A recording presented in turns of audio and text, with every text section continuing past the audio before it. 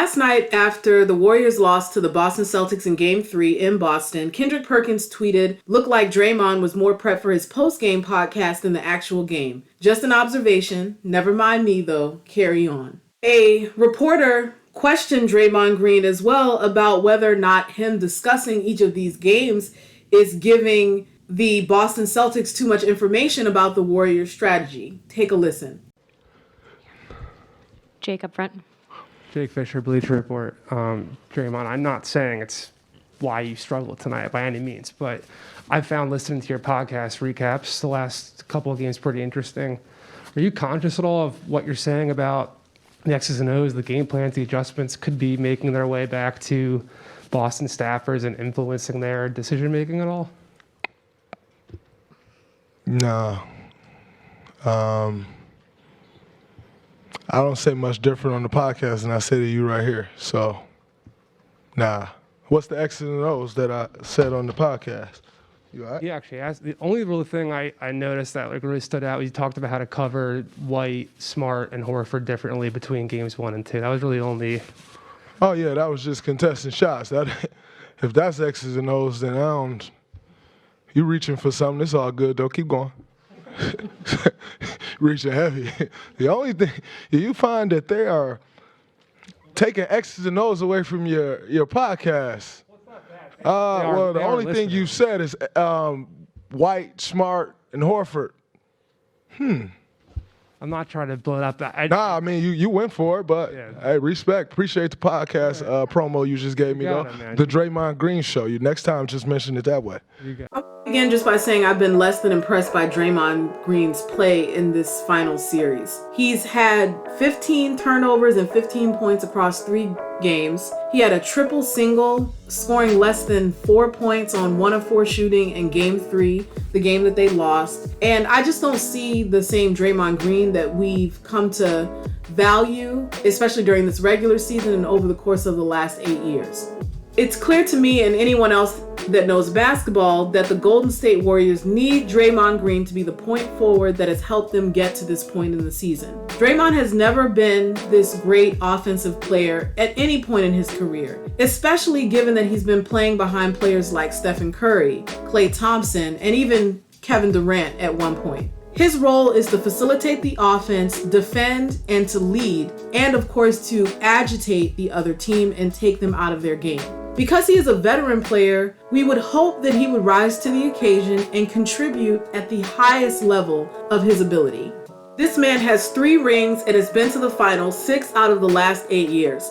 So for many of us, there's no excuse besides something tragic like a death in the family or a catastrophic, horrible injury that could reasonably explain how poorly Draymond has played in these last 3 games. And if you also know Draymond, you know that he is not the type of man that runs from conflict, and this is what makes him such a special basketball player. But the interactions that he's having with other media personalities begs the question, is the podcast a distraction during a time when some basketball players, think LeBron with 0 dark 30, requires a significant amount of focus and isolation from potential distractions in order to be in that zone that some people call the winning zone, especially in such a high pressure situation like a NBA Finals. And criticizing Draymond Green for having this podcast comes across as hypocritical. After every single game, players are required by contract to show up to post-game interviews with the media, and the NBA and mass media uses the video clips and sound bites, and they monetize it. These post-game interviews normally don't take more than 5 to 10 minutes, but we know that a lot of players do feel irritated and inconvenienced by having to show up for these interviews. We've seen players exhibit frustration, annoyance, anger, disappointment, and the truth is that we as the public are here for the drama. This is part of the theater of basketball and what makes it interesting, which is why I know I personally love to watch post-game interviews from players who've just lost their games. We sit and observe their body language and what they say, and if we're being honest, and maybe it's human nature, watching the interviews from the guys who've lost is way more interesting than watching the ones from people who just won the game. So to have Draymond Green do his own podcast for his own benefit, where he spends 15 to 20 minutes out of his day talking about his feelings, thoughts, and reactions to the previous game, seems a bit hypocritical when he's expected to do this by contract for the benefit of the NBA and traditional mass media. And if he doesn't show up, he could lose anywhere between $25,000 and $50,000.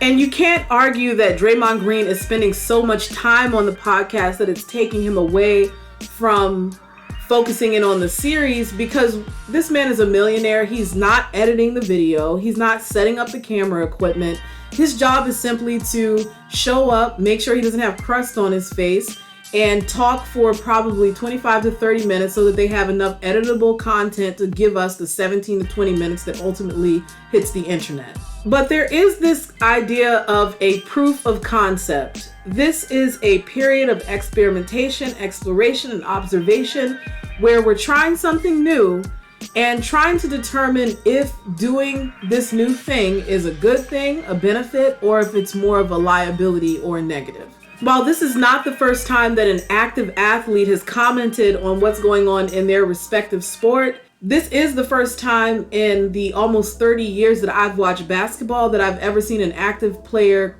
comment or commentate on the actual series or game that they're playing in. In order for Draymond to show a proof of concept, to show the world that it's a good thing for an active player to be talking about what's going on in their series, in their game, in their match, whatever sport it is, he has to play exceptionally well on the court while doing the podcast. That will show people, well, him doing this podcast has no impact whatsoever on his ability to show up at the highest level when it's necessary for his team. It's also worth noting that there are a lot of athletes who have business ventures and personal ventures outside of their sport, but we don't see them and how much time they may be committing to these ventures. With a podcast, it's very visible and he's actively engaging in online conversations, so we can all see it, and for a lot of people it does appear to be a distraction.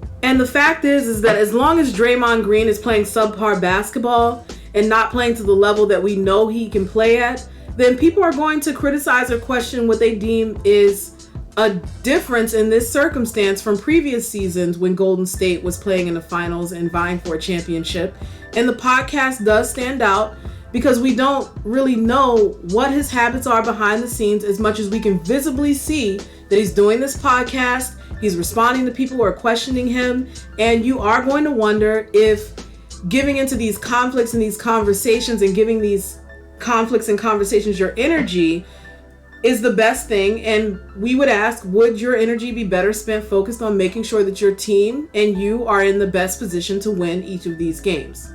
At the end of the day, for me, it just comes down to personal freedom and personal accountability. Like I said, I've been watching basketball for over 30 years, and for decades, especially black men have been treated like they're children sometimes, who shouldn't have personal agency, who can't make decisions independent of someone else's influence, and who are questioned when they do what they want to do, even if what they're doing is completely legal and not really hurting anyone at all. And let's remind ourselves, this is basketball. Yes, there is a lot of money at stake, and I'm sure Draymond wants to win more than any of us could ever truly imagine, because most of us will never be in the shoes that he's in playing for an NBA championship. So I don't question whether or not Draymond wants what's best for himself, for his team, for his family. And I don't question that this man wants to win. He clearly wants to win. The only thing I would say is, if you want people to take you seriously as a podcaster, not question whether or not you're doing this is a distraction, you have to play better. You have to make a decision, and you have to be honest with yourself. He might have to ask himself as truthfully as he can, look himself in the mirror and ask himself, is my doing this a distraction and taking away from my ability to really focus and be in that zone that I need to be in for my team at this time? And if the answer to that question is yes, you're not caving to all of the naysayers by putting it on pause until the end of the finals and maybe refiguring what you can do with the podcast to make sure that it's not a hindrance and it's not impacting your focus or your ability to play at a high level during the actual games. Let me know in the comments section, do you think that Draymond Green's podcast is a distraction? Do you think that it's kind of irrelevant or not that different from the post-game interviews that the players are required to attend after every game. Don't forget to subscribe to the channel, hit that notification bell, comment whether you agree with me or not. Don't forget to share if you care, and I'm out.